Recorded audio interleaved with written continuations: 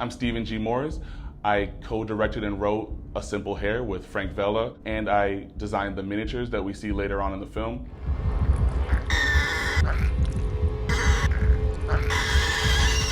The easier one was the organ shot. That one's simply chicken breasts covered in corn syrup and red dye.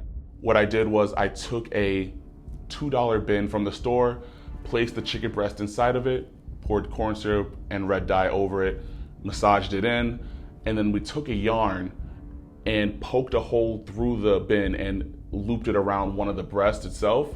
We placed it in Frank's sink, and so I was on the other end while Frank was up on a chair with the camera shooting down. I was underneath the sink with the yarn and just pulling it and strangling this chicken breast inside the bin. Very gross to shoot, a really messy cleanup, but all of our shots were a messy cleanup because the esophagus was much worse.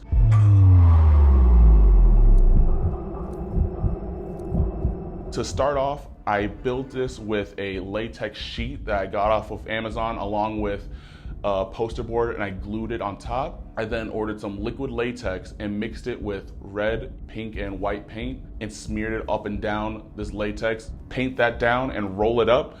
Once you get the camera right down the middle, that's when things start to work. We then got corn syrup and just lathered it down the tube, stuck it right over the camera, and I took both of my hands and slowly massaged the tube to make sure it looked like an actual esophagus moving and swallowing. But our biggest thing that we ran into was making sure the hair looked good when coming down. So we got a foil that goes on the back of it, poked a hole in, and had a hair going straight through. So Frank's on one end, I'm on the other, just tugging at it, just making sure. You see the battle that Cassidy is having when she's struggling and choking over the hair. Frank gets a little GoPro, puts it on a yardstick, and has it sliding through the tube. Hair is slowly coming through. I was really happy with how it came out. Go watch A Simple Hair out now.